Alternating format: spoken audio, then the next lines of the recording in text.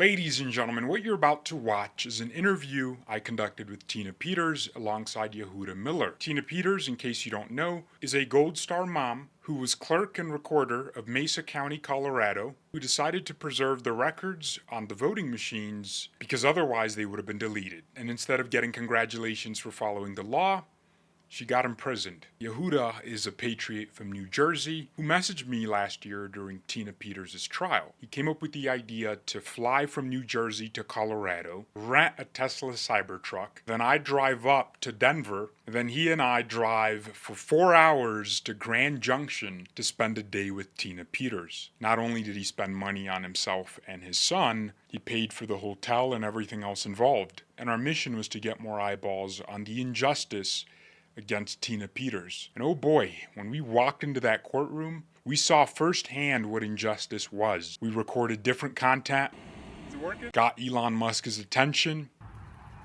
We are in a national cyber crisis. Our electronic voting machines are essentially one big black box. Then we ended it all at Tina's home, where we conducted the interview. Last year, I wasn't allowed back on YouTube, so I cut out bits and pieces of the interview and posted it on X. Millions of people saw it, but this is the first time I'm putting out the full interview. And my hope with it is that it reaches the right people and keeps the Trump administration focused on doing the right thing. President Trump has issued multiple messages calling for the release of Tina Peters, and I know there are a lot of efforts to free her behind the scenes, and I pray to God they materialize. If you feel led to help, you can go to tinapeters.us. That site has everything you'll need. Here's the interview.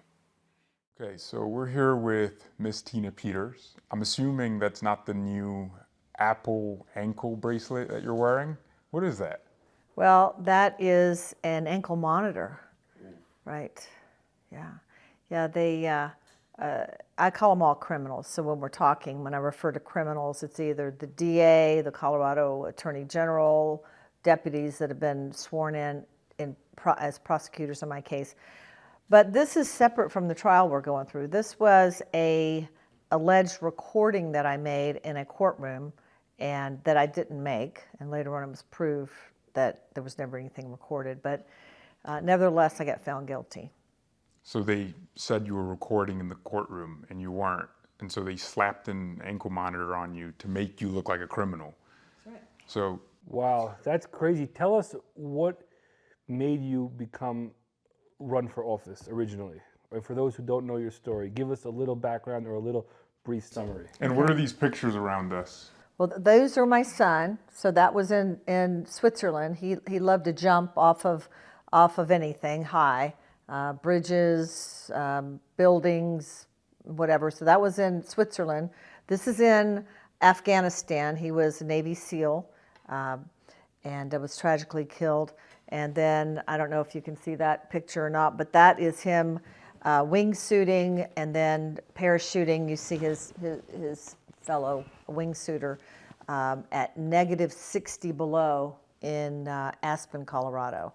So he was quite the adventure. He was also involved in anti-human trafficking and ended up surprisingly having a double parachute failure, which is you're almost more likely to win the lottery than to have a double parachute failure, especially with almost 1,000 jumps that he had. So how did you go from being a Gold Star mom to say, hey, I want to run for office, I want to do something for my community, I want to give back?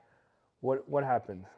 Well, in 2016, I was diagnosed with lung cancer, and so that was a very dark period. And I asked God, I said, don't let me ever forget what that felt like, to be that low. So I really have a compassion for people that face death, and I wanted to make more.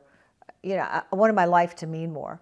I'd never been involved in politics. This is in 2016. I decided to go to just a volunteer meeting. I looked around. I was one of 8 people at a volunteer meeting. And I said, I thought people that were good at this stuff were taking care of, like politics. So you were at a Joe Biden rally? No. 8 people. I heard 8 people. Yeah. No, this was a volunteer meeting for the GOP. And I realized that it's we the people. We have to all be involved, right? So then you ran for office. Well, I walked for Trump during that time and walked door to door, fell in love with the people, I didn't care if they were Democrat, Republican, unaffiliated, what. I talked to everybody. I just said, how do you feel about the election? And I'd listen to them, and I fell in love with them. And I decided I wanted to serve. And so I ran for the hardest job in the county, which is I was the Mesa County clerk and recorder in charge of 5 divisions. Motor vehicle, they had 3.5-hour wait times. And I said, I can fix, as a business owner, I can fix that. I was a business owner for 32 years. My husband and I in a construction company. And I said, I can fix that.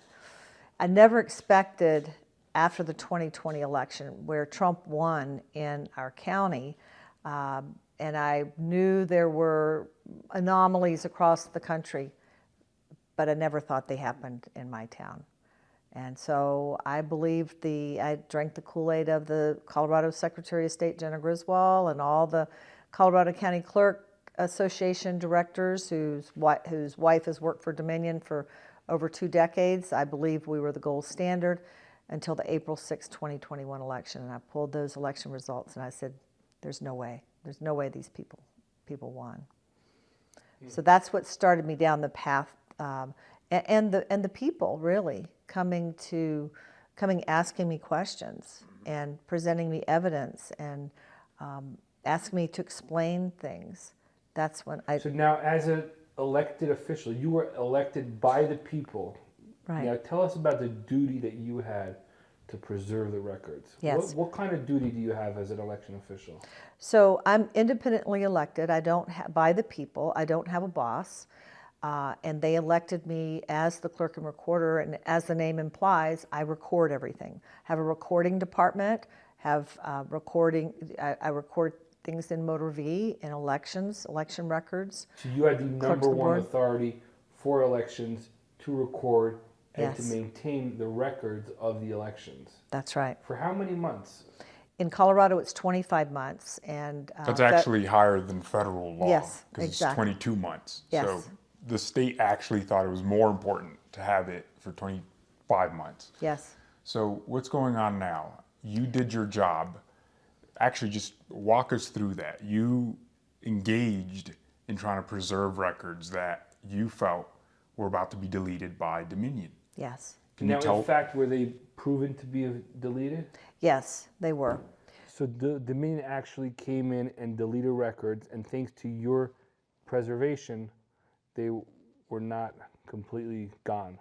Well, so Dominion oversaw what they called a trusted build, but it was actually the Secretary of State with Dominion looking on, following Dominion instructions that they actually wiped the system. The significance of that is when I say they, I mean the Secretary of State and Dominion, say to back up your election records, but that's the election project. That's the total of the election. That's not what the law requires. 20.19.2, 1 and 2 say that first it says that the election machines cannot connect to the internet nor have the capability to. And now even John Paulos has been, has lied under oath, right, saying that they weren't designed to be connected to the internet and weren't connected to the internet, and now we've proven that they are. As a matter of fact, now they're saying, well, but it's the clerk's job to make sure they're not connected. Well, no, I was never taught how to make They never sure. came and said, hey, our machines could connect. You got to push this to turn it off. That's bizarre.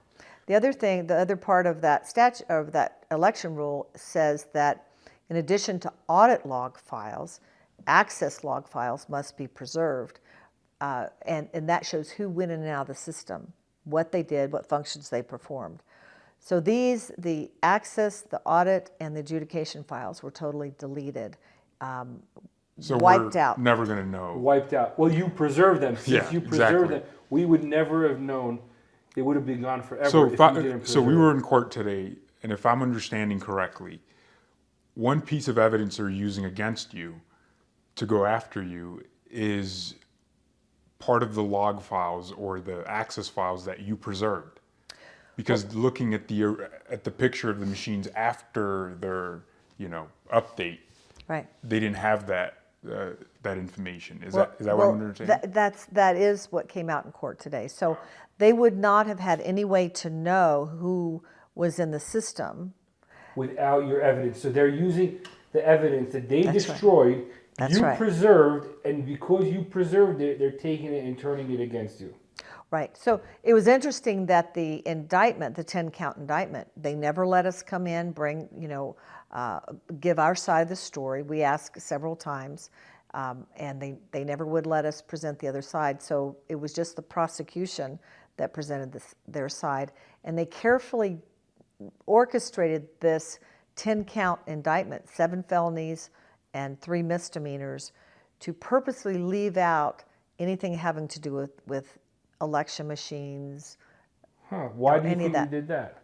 Why, right? That's the $1 million question, right? Wow. It was very carefully thought out. It was a very carefully crafted.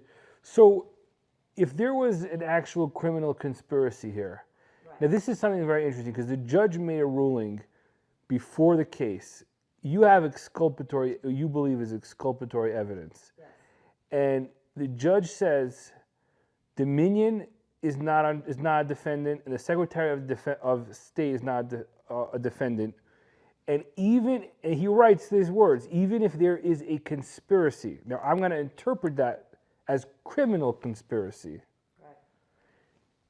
going on here, and you did your duty as an elected official, elected by the people. You cannot introduce that as evidence in your trial. Now, that to me is shocking because that means if there was a criminal conspiracy here, bigger than Enron, FTX, Bernie Madoff, think of the biggest conspiracy that you could imagine. Democrats taking Joe Biden out. Yeah, something like that, right? That there could be such a massive criminal conspiracy going on here, and the hero who exposed it, the whistleblower essentially, is the one being prosecuted instead of looking at the real conspirators. To me, that is shocking. And if that's not a Brady violation, we're going to call that a Peters violation. We're going to have to introduce a new kind of violation for that.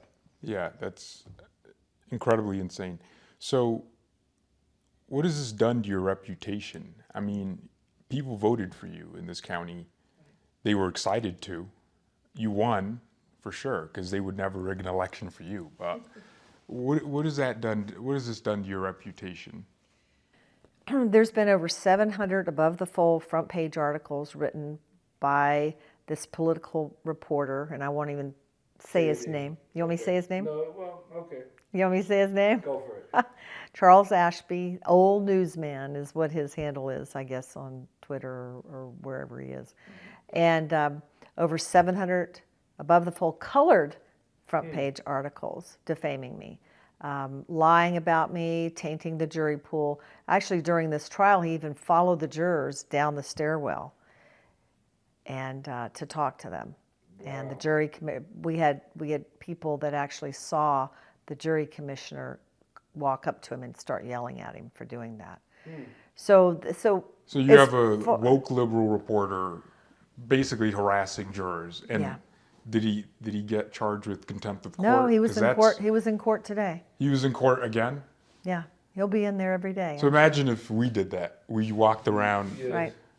Right now, we need to call for an investigation into Dominion and Smartmatic and all of these. I mean, this needs to be first and foremost, because this is why we are in the situation we're in. This is why we have open borders. This is why we have fentanyl. A fentanyl problem. This is why we have human trafficking. This is why we have wars everywhere. Everybody who's concerned about every problem, whatever their problems are, it all stems from here. If you don't fix the root cause, it's called a root cause analysis, you'll never fix anything else. Well, Tina, we really appreciate you for letting us into your house. A very random interview. So, yeah, that's it. I think we can wrap it up. Thank you. Yeah, everybody stand for Tina. Everybody go to tinapeters.us and make sure to support Tina, share her message, continue to pray for her. Let's get a 100% exoneration, 100% hero, Tina Peters, and it'll be time to flip the tables and with a new prosecutor in town maybe, and the real criminals should be prosecuted.